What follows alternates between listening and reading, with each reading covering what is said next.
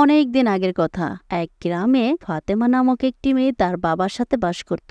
তার বাবা আব্দুল জলিল একজন খুবই গরিব মানুষ, কিন্তু তিনি ছিলেন একদম ধার্মিক লোক। আব্দুল জলিল তার গ্রামের প্রভাবশালী আব্দুর রহমানের বাড়িতে মালির কাজ করে। দীর্ঘ 10 বছর যাবৎ আব্দুল জলিল এই বাড়িতে মালির কাজ করছে, তাই বাড়ির সকলেই আব্দুল জলিলকে খুব বিশ্বাস করে। একদিন রাতে মা মরা মেয়ে ফাতেমা তার বাবাকে বলল, বাবা, ও বাবা, আমার খুব লাড্ডু খেতে ইচ্ছা করছে, তুমি আমাকে দুটো লাড্ডু এনে দাও না। আমার ক্লাসের মারিয়ম ও প্রতিদিনই লাড্ডু খেতে খেতে মাদ্রাসাতে আসে।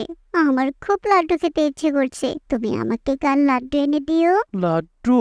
কি যে বলিস না মা, মালির কাজ করি, সামান্য একটু বেতন পাই, তারপরেও মাস শেষ হয়ে যাওয়ারও 1 সপ্তাহ পরে বেতন দেয়। এই মাস শেষ হতে তো আরো 2 দিন বাকি রয়েছে। আমার কাছে তো কোনো টাকা নেই রে মা। তবে তুই চিন্তা করিস না মা, আমি বেতন পেয়েই তোর লাড্ডু কিনে এনে দিব। তুই এখন শুয়ে পড়। আচ্ছা ঠিক আছে, মনে করে কিন্তু লাড্ডু এনে দিও আমাকে। আমার কিন্তু হলুদ হলুদ লাড্ডু খেতে খুব মন চেয়েছে। এই বলে ফাতেমা শুয়ে পড়ে। ফাতেমার চুপচাপ শুয়ে পড়া দেখে তার বাবা বলল, মা ফাতেমা, শুয়ে শুয়ে ঘুমানোর দুয়াটা পড়ে শোও। মনে রেখো, আমল যত ছোটই হোক, তা যদি নিয়মিত করা হয় সেটা আল্লাহর কাছে খুবই পছন্দের হয়। তুমি ঘুমানোর আগে দোয়াটি পড়ে নাও। ওহ বাবা, আসলে আমি লাড্ডুর কথা ভাবতে ভাবতে ঘুমানোর দোয়াটি ভুলেই গেছি। বেশ কিছুদিন ধরে পড়তেই পারি না, তুমি আমায় একটু বলে দেবে? ভুলে গেলে তো হবে না মা। আচ্ছা ঠিক আছে, আজ আমি তোমায় মনে করে দিচ্ছি, তবে মনে রেখো আর যেন ভুলে না যাও। আল্লাহুম্মা বিসমিকা আমুতু ওয়া আহইয়া। আল্লাহুম্মা বিসমিকা আমুতু ওয়া আহইয়া। আল্লাহুম্মা বিসমিকা আমুতু ওয়া আহইয়া। আল্লাহুম্মা বিসমিকা আমুতু ওয়া আহিয়া। আল্লাহুম্মা বিসমিকা আমুতু ওয়া আহিয়া। আল্লাহুম্মা বিসমিকা আমুতু ওয়া আহিয়া। এই বলে বাবা মেয়ে দুজনেই ঘুমিয়ে পড়ে। পরের দিন সকালে আব্দুল জলিল তার কাজে চলে যান। এদিকে ফাতেমাও তার মাদ্রাসাতে চলে যায়। আব্দুল জলিল সারাদিন কাজ করে। বিকেলবেলা তার মালিক তাকে বলল, কি রে আব্দুল জলিল, তোর কি কাজকর্ম শেষ হয়ে গেল? হ সাহেব, আজকের মতো তো কাজকর্ম শেষ, বাড়িতে যাইতেছি। আল্লাহ হায়াতে বাঁচিয়ে রাখলে আবার আগামীকাল আসমো। কেন সাহেব, কিছু কইবেন? আরে হ্যাঁ, এই নি তোর এই মাসের বেতন 2 দিন আগেই দিয়ে দিলাম। ভাবলাম টাকা যেহেতু আছে তোর বেতনটা দিয়েই দিই। আর শোন, এই প্যাকেটে কিছু লাড্ডু রয়েছে। আমার ছেলে আবু বকর মিষ্টি খেতে চেয়েছিল, আমি ভুল করে লাড্ডু নিয়ে এসেছি। এখন এই লাড্ডু ফিরিয়ে দিতে কেমন যেন লাগছে। তার চেয়ে বললাম তুই এগুলো নিয়ে যা, আমি আমার ছেলের জন্য মিষ্টি নিয়ে আসি। আর এক কথা, তুই কাল সকাল সকালে চলে আসিস। বাগানে কিছু নতুন ফুলের চারা অর্ডার করেছি, সকালে চলে আসবে। ওগুলোর পরিচর্যা করতে হবে। আচ্ছা ঠিক আছে সাহেব, আমি সকাল সকালে চলে আসবো, আপনি কোনো চিন্তা করেন না। এই বলে আব্দুল জলিল লাড্ডুর প্যাকেটটি নিয়ে বাড়ি ফিরছিল আর মনে মনে ভাবছিল, হে আল্লাহ, তুমি কত মহান। তোমার দরবারে লক্ষ লক্ষ শুকরিয়া আদায় করি। আমার মা মরা মেয়েটা গতকাল রাতে আমার কাছে লাড্ডু খেতে চেয়েছে, আর আজই তুমি সেই লাড্ডুর ব্যবস্থা করে দিলে। আল্লাহ, তুমি সত্যি মহান। আল্লাহ, তুমি সত্যি মহান। এরপর ফাতেমা লাড্ডু পেয়ে খুব খুশি হয় আর পেট ভরে খেয়ে নেয়। বাবা, ও বাবা, তুমিও একটা লাড্ডু খাও না, দেখো না কি মজা। না রে মা, তুই খা, আমার আজ একটু ভালো লাগছে না। শরীরটা কেমন যেন ম্যাজ ম্যাজ করছে। আজ সারাদিন এত রোদ ছিল, আর এই রোদ্রের মধ্যে বাগানে কাজ করেছি। আমার খুবই খারাপ লাগছে, মনে হয় জ্বর আসবে। আমি বরং শুয়ে পড়ি মা। এই বলে ফাতেমার বাবা শুয়ে পড়ে, কিন্তু সেদিন রাতে তার প্রচন্ড জ্বর আসে। সকালে সে বিছানা থেকে উঠতেই পারে না। ফাতেমা, মা ফাতেমা, কোথায় গেলি রে মা? এদিকে একটু আয় তো। এই তো বাবা, আমি তোমার জন্য কিছু খাবার আনতে গিয়েছিলাম। সারা রাত তোমার কত জ্বর এসেছিল, এখন শুলে এত জ্বর নিয়ে তুমি কি করে কাজে যাবে বাবা? আহ, আহ, কি করবো রে মা? আমি যে মালিককে কথা দিয়ে এসেছি, আজ বাগানে নতুন চারা আসবে, ওগুলোর পরিচর্যা করতে হবে। কি যে করি রে মা? তুই বরং মালিককে গিয়ে বলে আয়, আমি অসুস্থ, আজ আমি যেতে পারছি না। যা, কথা দিয়েছি, কথা না রাখতে পারলে যে আল্লাহর কাছে গুনাহগার হয়ে যাব। তাকে খবরটা দিয়ে আয় মা। আচ্ছা ঠিক আছে বাবা, তুমি কোনো চিন্তা করো না, আমি যাচ্ছি তোমার মালিকের বাড়িতে। প্রয়োজনে আজকের কাজ আমি করে দেব, তুমি বিশ্রাম নাও। এই বলে ফাতেমা বাগানে চলে যায় আর সেখানে কাজ করতে থাকে। এমন সময় আব্দুর রহমান এসে বলল, এই মেয়ে, কি রে তুই এখানে কি করছিস? সাহেব, আমার নাম ফাতিমা। আমি আপনার মালিক আব্দুল জলিলের মেয়ে। আমার বাবা খুব অসুস্থ, তাই আমার বাবার পরিবর্তে আজ আমি কাজ করতে এসেছি। আপনি বলুন আমাকে কি কি কাজ করতে হবে? আরে তুমি এত ছোট মানুষ, তুমি আর কি কাজ করবে? ওখানে কিছু চারা গাছ রয়েছে, ওগুলো দেখে শুনে রাখো আর কিছু পানি ঢেলে দাও। তোমাকে আর বেশি কাজ করতে হবে না। এই বলে আব্দুর রহমান তার নিজের অফিসে চলে যায়। এদিকে ফাতেমা বাগানের সেই ছোট ছোট গাছগুলোকে পানি দিতে থাকে আর একটি গাছের নিচে বসে বসে ওই চারা গাছগুলো পাহারা দিচ্ছিল। এমন করে দুপুর হয়ে গেল, জোহরের আজান পড়ে গেল। জোহরের আজান হয়ে গেল। আমার উস্তাদজি তো বলেছিলেন তুমি যে অবস্থায় থাকো না কেন কখনো নামাজ কাজা করো না। তাহলে এখন আমি কি করি? না, নামাজ তো কাজা করা যাবে না। আমি বরং এখান থেকে ওযু করে নামাজটা পড়ে নিই। এই বলে ফাতেমা বাগানেই জোহরের নামাজ পড়ছিল। এমন সময় বাগানের মালিকের ছেলে আবু বকর বাগানে আসলো আর দেখলো ফাতেমা নামাজ পড়ছে। আসসালামু আলাইকুম ওয়া রাহমাতুল্লাহ। আসসালামু আলাইকুম ওয়া রাহমাতুল্লাহ। হে আল্লাহ, তুমি আমাকে মাফ করে দাও।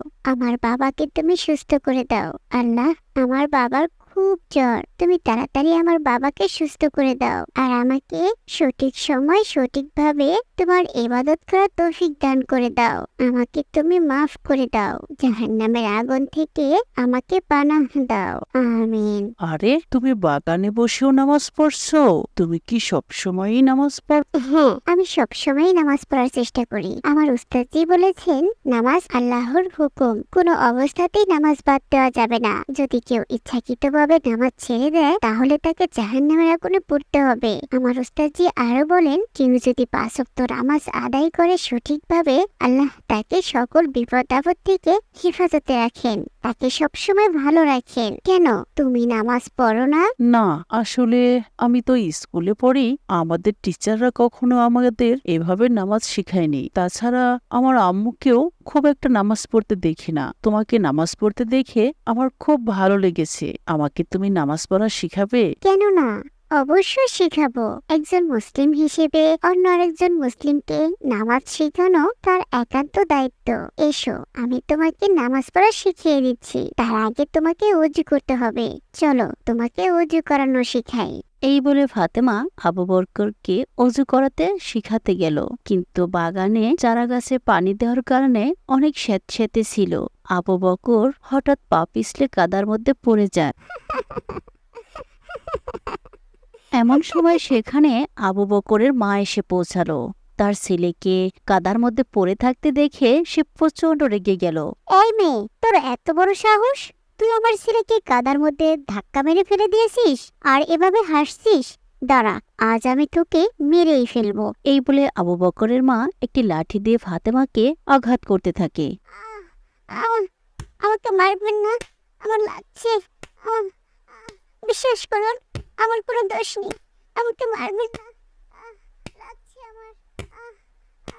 আরে মা, তুমি কি করছো? ওকে মারছো কেন? ওর কোনো দোষ নেই। মেরো না, মেরো না, আমার কথা শোনো মা, ওর কোনো দোষ নেই, ওকে মেরো না। এমন সময় সেখানে আবু বকরের বাবা এসে পৌঁছায়। ফাতেমার এমন অবস্থা দেখে তিনি খুবই অবাক হয়ে যান। আরে আরে, এখানে হয়েছেটা কি? আবু বকর মা, তুমি এই মেয়েটাকে মারছো কেন? কি হয়েছে আমাকে বলো।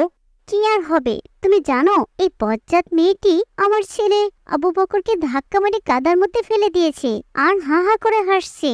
ওকে তো আজ আমি মেরেই ফেলবো। কি রে ফাতেমা, এসব কি শুনছি আমি? তুই কি সত্যি আবু বকরকে ধাক্কা মেরে ফেলে দিয়েছিস? বাবা, আমি বলছি শোনো, মা তো আমার কোনো কথা শুনলই না। অন্তত তুমি আমার কথাগুলো শোনো। ওর কোনো দোষ নেই, ও আমাকে ধাক্কা মেরে ফেলে দেয়নি। এখানে ও নামাজ পড়ছিল, ওর নামাজ পড়া দেখে আমারও নামাজ পড়তে খুব ইচ্ছে করছিল, তাই ও আমাকে নামাজ শিখাবে বলে অজু করতে নিচ্ছিল। আমি নিজে নিজে পা পিছলে কাদার মধ্যে পড়ে যাই, আর তখনই মা এসে কোনো কথা না শুনে ওকে মারতে থাকে। ওর কোনো দোষ নেই বাবা। হ্যাঁ আঙ্কেল, আমার উস্তাদজি বলেছিলেন নামাজ শুধু তুমি পড়লে হবে না, অন্যকে পড়ার জন্য তোমাকে তাগিদ দিতে হবে।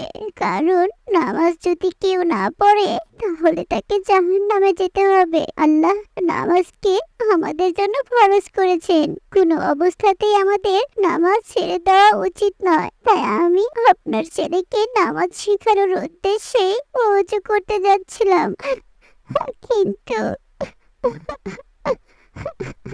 হায় আল্লাহ, কত বড় পাপ করেছে তুমি। আবু বকরের মা, এই মেয়েটি এত ছোট হয়েও আল্লাহকে স্মরণ রেখেছে, আল্লাহর হুকুম পালন করছে, অথচ তুমি আমরা এত বড় হয়েও আল্লাহকে ভুলে গেছি। দুনিয়ার সম্পদের মোহে পড়ে ভুলে গেছি আল্লাহর হুকুম, ভুলে গেছি একদিন আমাদের মরে যেতে হবে, একদিন সবকিছুর হিসাব দিতে হবে। নামাজ ছাড়া দুনিয়া থেকে গেলে আল্লাহ যে আমাদের জন্য জাহান্নাম নির্ধারিত করে রেখেছেন, এই কথাটা আমরা ভুলেই গেছি। শুধু তাই নয়, আমরা আমাদের সন্তানকেও নামাজের প্রতি কোনো তাগিদ দিচ্ছি না। মা ফাতেমা, তুই আমাদের চোখ খুলে দিয়েছিস রে, আমাদের তুই ক্ষমা করে দে। আজ থেকে আমরা তোর মতো 5 ওয়াক্ত নামাজ পড়বো, আল্লাহর হুকুম পালন করব।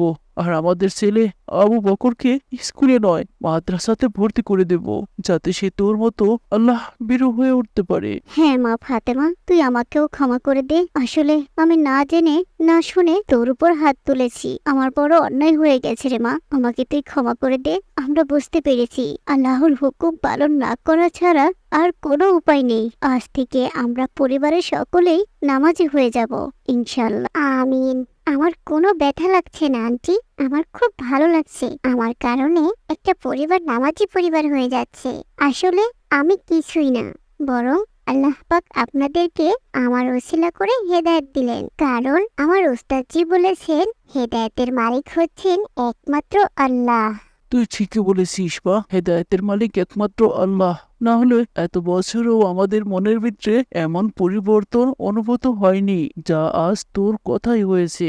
আচ্ছা যাই হোক মা, তুই বাড়ি চলে যা, আর তোর বাবাকে বলে দিস উনি যে কয়দিন অসুস্থ থাকেন সেই কয়দিন তার ছুটি, আর তোকেও কাজে আসতে হবে না, তুই তোর বাবার যত্ন নিস। এরপর ফাতেমা বাড়ি চলে যায় আর তার বাবাকে সব কথা খুলে বলে। মেয়ের এমন কথা শুনে আব্দুল জলিল খুব খুশি হন এবং প্রাণ ভরে আল্লাহর কাছে মেয়ের জন্য দোয়া করতে থাকেন। হে আল্লাহ, তুমি কত রহমান, তুমি রহিম, তুমি আমার মা মরা মেয়েটাকে কত জ্ঞান দান করেছো, তুমি সত্যি রহমান। হে আল্লাহ, এমনই করে তুমি আমার মেয়েটাকে সারা জীবন হেদায়েতের পথে রেখো, আমিন। সম্মানিত দর্শক, গল্পটি ভালো লাগলে অবশ্যই একটি লাইক করুন এবং কমেন্টে আমিন লিখুন। আর এমন সুন্দর সুন্দর ইসলামিক গল্প আরও পেতে আমাদের চ্যানেলটি সাবস্ক্রাইব করুন। আল্লাহ হাফেজ।